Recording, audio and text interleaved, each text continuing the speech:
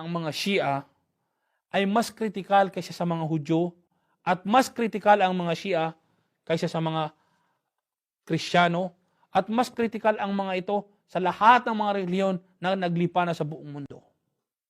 Una, kung bakit ito napaka-kritikal?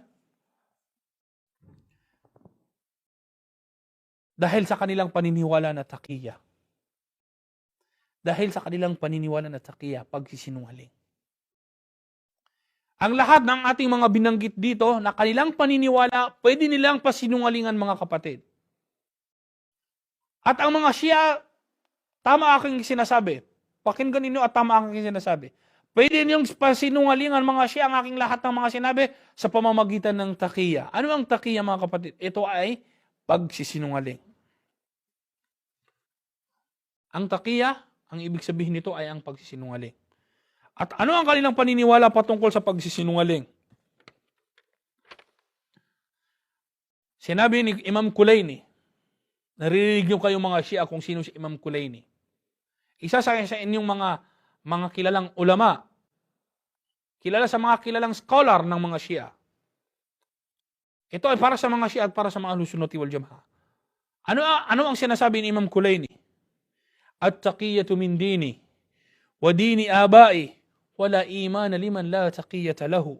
Ito ay nasa librong Usulul Kafi, volume 2, page 219. Anong kanyang sinabi? At-taqiyatu min dini. Ang taqiya, ang pagsisinungaling, ay kasama sa aking relihiyon. At relihiyon ng aking mga ama. Walang paniniwala ang tao na hindi niya isinasabuhay ang taqiya. Ano ang kanilang sinasabi?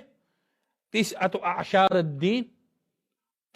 a'syarad-din fit taqiya wala dina liman la taqiyata lahu. 90% ng relihiyon ayon sa mga Shia, 90% ng relihiyon ayon kay Imam Kulaini ay sa pagsisinungaling. 90% ng relihiyon ay sa pagsisinungaling. Walang relihiyon ang taong hindi nagsisinungaling. So, lahat ng ating mga sinabi dito, pwede na sabihin, mali yan. Mali yung sinasabi ng mga scholar ng mga Ahlus Sunnah wal Jama'ah. Wala yan sa aming libro. Pero ito po ay nasa inyong mga libro. Lahat ng aming mga sinabi ay sa inyong mga libro. Hindi nyo pwedeng pasinungalingan dahil ito ay nakatatak sa inyong mga libro. 90% ng inyong karelihiyon ay nasa paniniwala na ang relihiyon ay dapat pagsisinungaling. Ano ang 10%? Ito yung mga ibang parte ng relihiyon. Pero 90% ay pagsisinungaling. Ano ang sinasabi nila? Mathalul mu'min la taqiyata lahu. Kamathali jasadin la ra'sa lahu. Ito ay makikita natin sa tafsir ni Al-Askari, page 320. Yung ating sinabi kanina na 90% ng relihiyon ay nagmula sa taqiya, ay nagmula sa libro na Usulul Kafi, volume 2, page 217. Yung isa, Usulul Kafi, volume 2, page 219. Itong pinakahuli, about taqiya, mathalul mu'minin la taqiyata lahu, kamathali jasadin la ra'sa lahu, sa tafsir Al-Askari, page 320. Anong ibig sabihin nito? Ang katulad ng isang mu'min na hindi niya isinasabuhay ang taqiya ay katulad ng isang tao na may katawan pero walang ulo. So ganito ka-critical po mga kapatid ang mga Shia. Dahil ang kanilang relihiyon ay nakabase sa pagsisinungaling. Pag dumating sila sa atin, sasabihin nila na mahal nila ang Ahlus Sunnah wal Jama'ah, ganito ang kanilang paniniwala, pero lahat ng kanilang sinasabi sa atin ay kasinungalingan dahil yun ang kanilang relihiyon. Sasabihin nila sa atin na ganito ang mga imam, lahat kasinungalihan dahil yun ang kanilang relihiyon. Lahat ng kanilang sinasabi sa atin, 90% nito ay kasinungalihan dahil ito ang kanilang relihiyon. Bakit napaka-critical ng mga Shia mga kapatid? Dahil ipinapakita nila na mahal nila ang Ahlul Bayt, ang pamilya ng Propeta Muhammad sallallahu alaihi wasallam. Ginagamit nila ang pagmamahal sa pamilya ng Propeta Muhammad sallallahu alaihi wasallam upang kumbinsihin ang mga tao na paniwalaan sila sa kanilang paniniwala. pinapakita nila na mahal nila si Fatima, mahal nila ang Propeta Muhammad, mahal nila si Ali, mahal nila si Hasan, mahal nila si Hussein.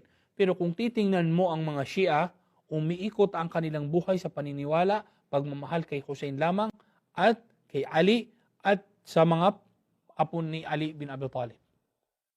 Pero nasaan ang ibang pamilya ng Ahlul Bayt?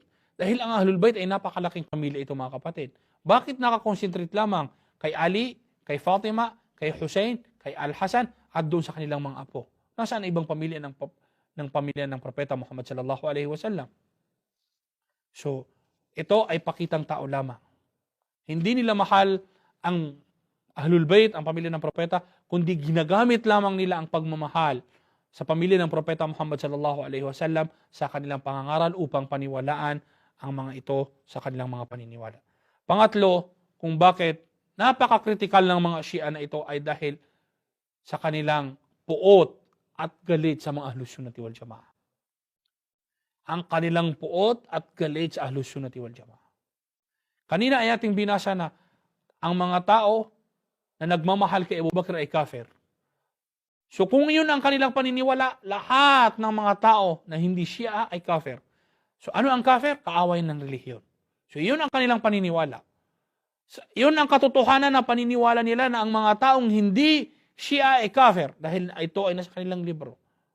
So, bakit napaka-critical ang mga ito? Dahil ang tingin nila sa lahat ng mga hindi Shia ay kafir. Ginagamit nila ang pamilya ng propeta upang paniwalaan sila sa kanilang mga gustong ibigay sa atin na mga paniniwala. At pangatlo, pwede nilang pasinungalingan ang lahat ng ating mga sinasabi dito upang sabihin nila sila ay tama dahil sa kanilang relihiyon na tinatawag natin na taqiyya. Wa sallallahu ala nabiyyika Muhammadin sallallahu alaihi wa ala alihi wa sahbihi wa barik wa sallam wa akhiru da'wana anil